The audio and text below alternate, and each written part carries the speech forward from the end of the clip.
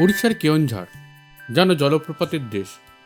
পাহাড়, জঙ্গল আর জলপ্রপাত নিয়ে এই স্থানের সৌন্দর্য অপরিসীম। তার সাথে আছে ঐতিহাসিক শিলালিপি, ফ্রেস্কো পেন্টিং, ঐতিহাসিক রাজবাড়ি, ড্যাম, মন্দির আর চলার পথে চোখ জোড়ানো সৌন্দর্য। এই ভিডিওতে আমি আপনাদের জানাবো ওড়িশার কেওনঝাড় থাকার একটি হোটেল ওটিডিসি পান্থনিবাস কেওনঝাড় সম্বন্ধে।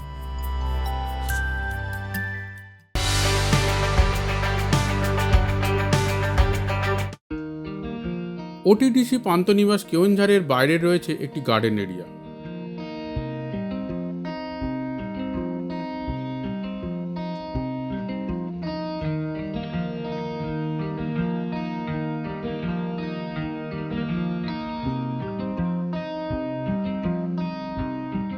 রিসেপশন এরিয়াটিও বেশ বড়।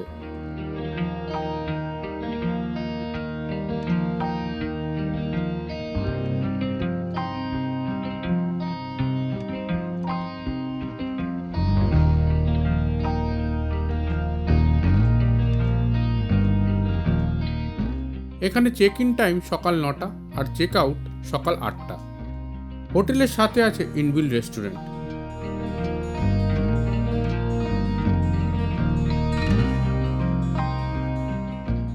এখানে আমরা বুক করেছিলাম ডিলাক্স রুম বেশ বড়।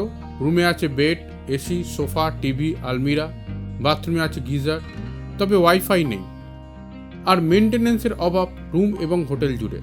তবে সুখবর হলো মেনটেন্যান্সের কাজ নতুন করে শুরু হয়ে গেছে। যা শুনলাম আফটার 6 মান্থ এই হোটেলের হুলিয়া পাল্টে যাবে। তাই যারা নেক্সট ইয়ার বর্ষায় এই হোটেলে থাকবেন তারা ঝাঁ চকচকে রুম পাবেন, এটাই আশা করা যায়। বর্তমানে আমরা যে রুম নিয়েছিলাম অর্থাৎ ডিলাক্স রুম, তার টেরিফ পড়েছিল 1300 টাকা plus GST with complimentary breakfast.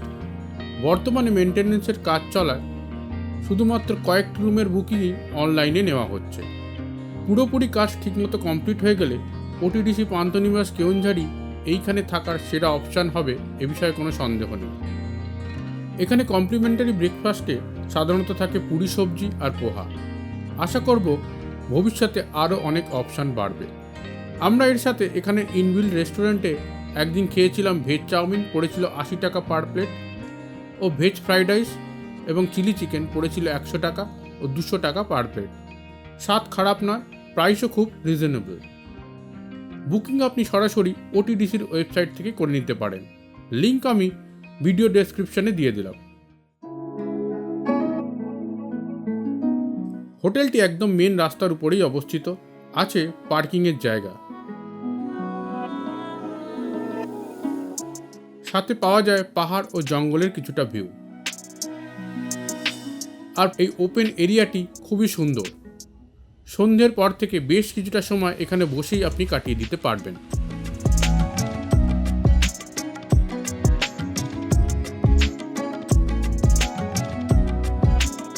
Keonjhar ভ্রমণ নিয়ে সম্পূর্ণ ভিডিও আমি আপলোড করেছি। লিঙ্ক আমি আই বাটন ও ভিডিও ডেসক্রিপশনে দিয়ে দিলাম। তাই সামনের বর্ষায় আপনারা যদি কেওনঝাড় আসার প্ল্যান করেন অবশ্যই থাকতে পারেন ওটিডিসির পান্থনিবাস কেওনঝাড়ে। ধন্যবাদ।